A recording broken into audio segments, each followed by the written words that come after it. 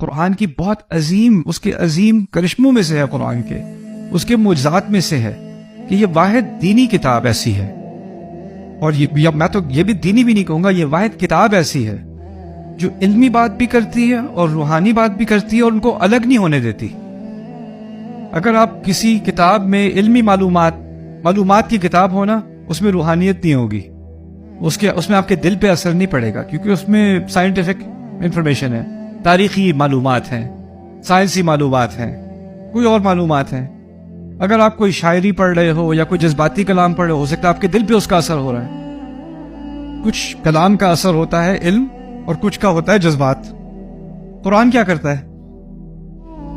ایک ہی آیت میں علم کا سمندر، اور اسی آیت سے کوئی کسان، کوئی ٹیکسی ڈرائیور، کوئی غیر عالم اس کو سن لے، بلکہ اس کا ترجمہ کوئی غیر مسلم بھی سن لے، اس کو رونا آ جائے۔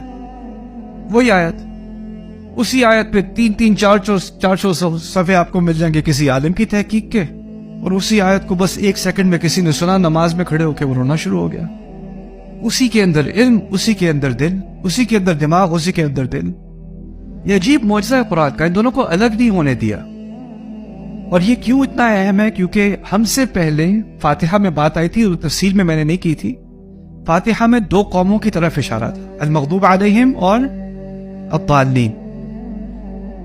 عیسائی جو ہے نا، بنیادی طور پہ دل کے اچھے ہیں، دل کے بہت اچھے ہیں۔ میں نے قریب سے دیکھا ہے، میں چرچز میں گیا ہوں، میرے پریسٹ سے ملاقات ہیں، میں نے کرسچن کمیونٹی کے ساتھ کافی حد تک کام بھی کیا ہے، میرے ساتھ کو ورکرز بھی رہے ہیں اور بھی رہے ہیں۔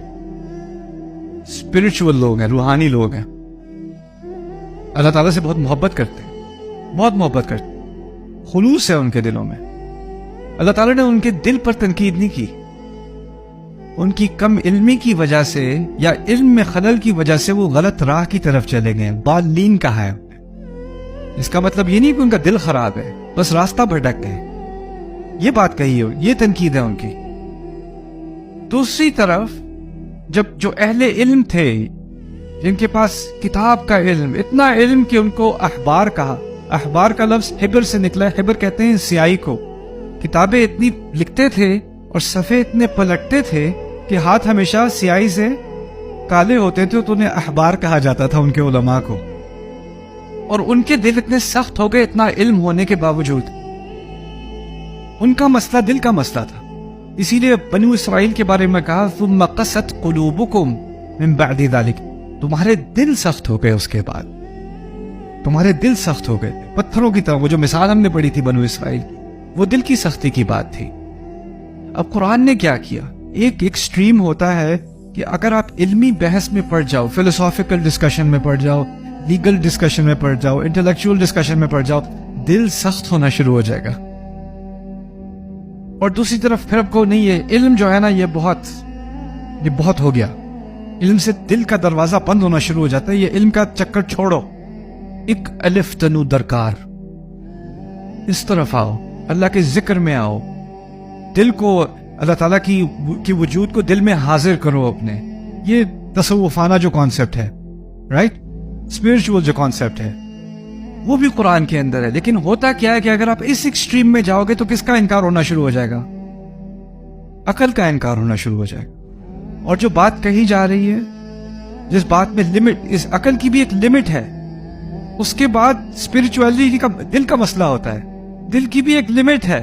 اگر اس کو کنٹین نہیں کرو گے، جو بات عقلی بات کہی گئی ہے اس کے دائرے میں نہیں رکھو گے، تو وہ کھل کے کہیں اور سے کہیں اور سے کہیں اور نکل جائے گی بات، وہ کوئی اور ہی دین بن جائے گا، کوئی اور ہی مذہب بن جائے گا۔ ان دونوں کو بیلنس رکھنے کی ضرورت تھی۔ عقل اور دل کی جو جنگ ہو رہی ہے نا ہر انسان کے اندر، ان دونوں چیزوں کی جنگ ہو رہی ہے، اس کو بیلنس کیا اللہ تعالیٰ نے قرآن میں اپنے کلام سے۔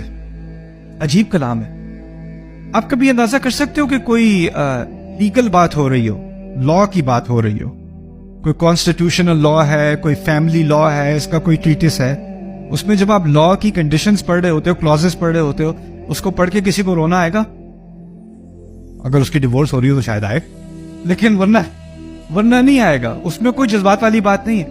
قرآن میں طلاق کی باتیں ہو رہی ہیں، 4 صفحے 5 صفحے بقرہ میں وہ باتیں ہو رہی ہیں، اور آیت کے آخر میں وَاعْلَمُوا، ان اللہ یعلم ما فی انفسکم، جان لو جو تمہارے نفس کے اندر ہے اس کو اللہ جانتا ہے، فاحذروہ، تو اس سے بچ کر رہنا، واتقوا اللہ، تقوی کرنا اللہ تعالیٰ کا۔ تقوی کہاں پہ ہوتا ہے؟ دماغ میں؟ تو دل میں ہوتا ہے۔ بات ہو رہی تھی لا کی، قانون کی، قانون سے دل کا کیا تعلق ہے؟ نہ، یہ اس کو الگ نہیں کرنا کبھی بھی، اس کو ہمیشہ ساتھ جوڑنا ہے۔ جو بات عقل کی ہو رہی ہے اس کے ساتھ دل کی بات جوڑ دی، جو بات دل کی ہوتی ہے اس کے ساتھ عقل کی بات جوڑ دی، دونوں کو ساتھ کر